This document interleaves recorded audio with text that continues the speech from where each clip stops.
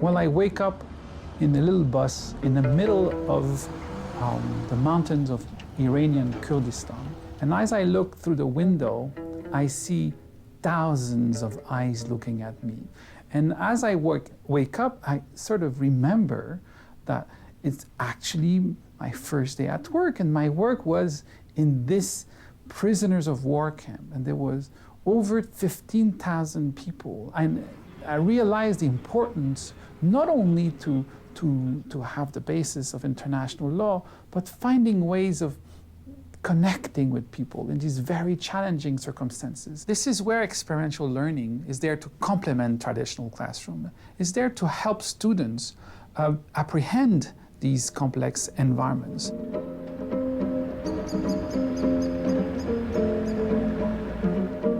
Since March 2011, there has been major political tension arising in Syria, which has provoked one of the most important displacement of population since World War II. That is, 1.4 million Syrians have found their way into Jordan and now represent 20% of the population.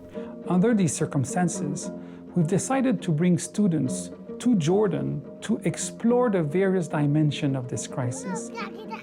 The main obstacle that gets talked about when it comes to the Syrian refugees' presence in the Jordanian economy is the possibility that Syrians will take Jordanians' jobs, and that in the already difficult economic environment of Jordan, that will worsen the economic opportunities for ordinary Jordanians, particularly in host communities with a lot of Syrians.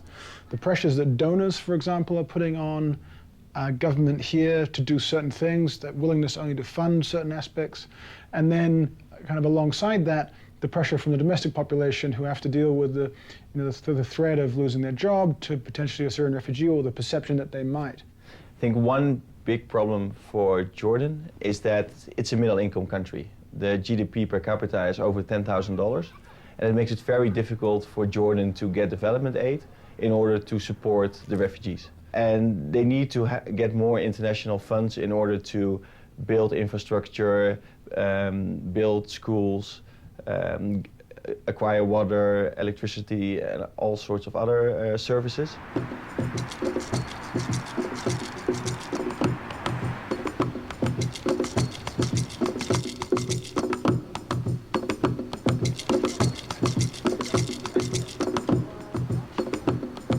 The vision of the course is to simulate for students a field mission. All 3 weeks are at the field.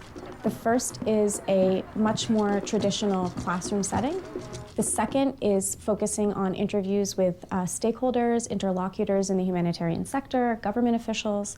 And the third is much more independent research, where students seek out their own interviews, focusing on one particular issue that they will present at the end.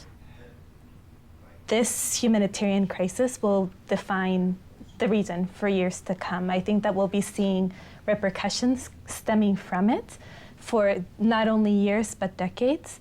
And I think it will completely restructure both how Syria looks and also how the region looks.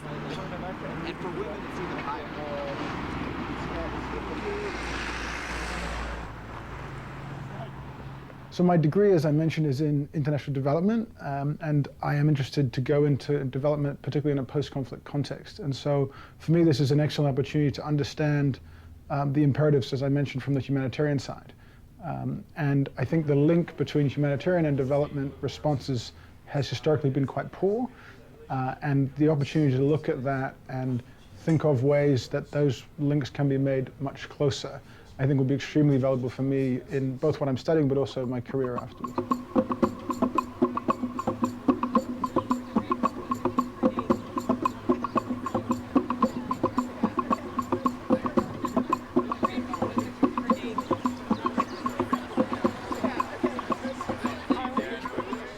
I think what was interesting for me was that I had already had a previous experience working with refugees, but I was much closer to the issue emotionally. And so what I wanted to do here was, on the one hand, kind of try and take that distance to be able to look at the issue strategically, which I think is important. And on the other hand, I also wanted to kind of see how does in practice the humanitarian world work. So for me, I think one of the challenging things is when Claude comes along and breaks a lot of the preconceptions that you have. And I think that's one of his aims in the course, is to break down a lot of your thoughts and ideas of what was, you know, to help you break outside of the box of the thinking about the international system, our state system with borders, the definition of refugees and UNHCR, and how all these things we come with preconceptions that they're good things. But it's definitely been challenging to take on a lot of these new ideas and concepts. But I think it's great to be able to think outside of the box.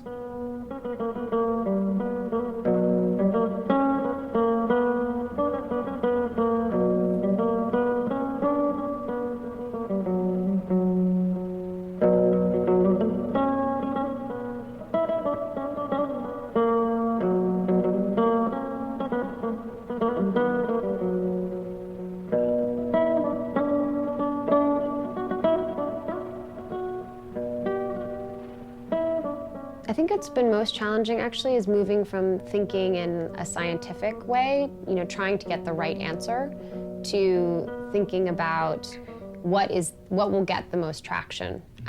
So being very strategic about the answer that you come up with, not because, you know, you necessarily think, you know, in the deepest part of you that it's the right answer, or that you know with any certainty or complete certainty that it's the right answer, but because you've made a certain calculation and because you've thought through this process and you think that it will have the most traction. I think that's been a new way of thinking for me, and I think a very realistic one, an important one, but that's been challenging at times. For any given subject or for any given topic, there are facts to that subject, and there are norms or perceptions that others perceive of you know, the facts at hand. And so the idea that the gap in between these norms and the facts is, you know, really where, as a policymaker or as an implementer of policy, that is the gap for which you can really try to find a solution to solve, you know, the problem at hand.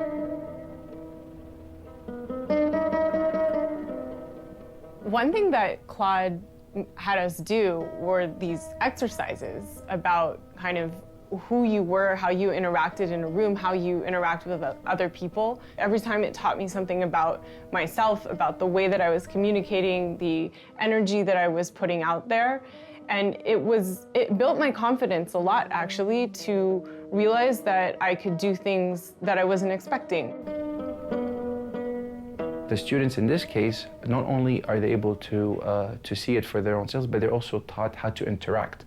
In this case, they're taught how to interact, how to do interviews with ministers, with military officers, with heads of government, as well as with humanitarian workers on the field. So it goes all the way up from head of government to the simple aid worker that is actually working the field.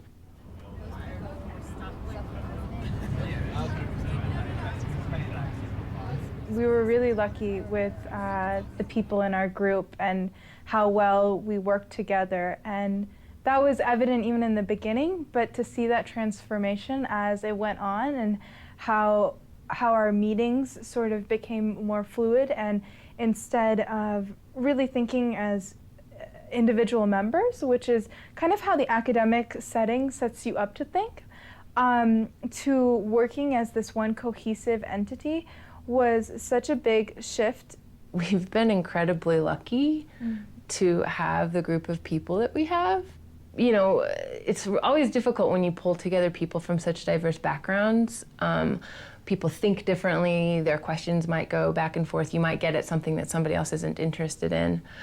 But in this group, that really sort of forces us to think outside the box, and I think that I wouldn't have learned half as much either about Jordan, the Syrian crisis, the Middle East, or about how to sort of think differently if it had just been a public health course or if it had just been an HKS course that I had cross-registered to. I think for me, one of the most exceptional experiences we had in this trip was when we went to visit at the north of Jordan, one of the provinces that's right to the border with Syria, a university that's in Erbil. We mostly spent a lot of time in Amman and in an area that was more desert. So this was our first time. We were traveling through the valley, and suddenly you see all the green pastures and the olive trees, which we hadn't seen before. So it's like really beautiful, and you travel down, and we arrived to the university, and they stopped the bus, and we come down, and all the students come and greet us, and there were just a whole wide number of students that were from bachelor's, master's. They're all studying business, mathematics, nursing.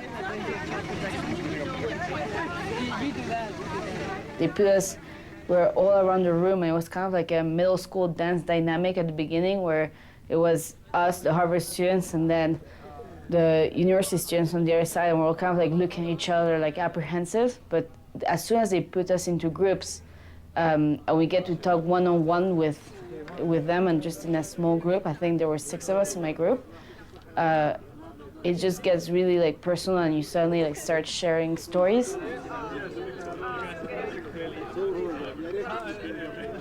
So they spoke very little English, and we spoke very little Arabic, so we had a translator, which made the experience all the more interesting. And we really talked about how they had personally been affected by the crisis and how their family had been affected by the crisis.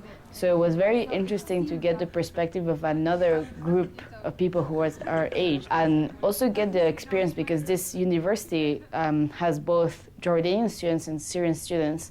So get the perspective of people who are actually cohabiting together in an environment and sharing resources, sharing the campus.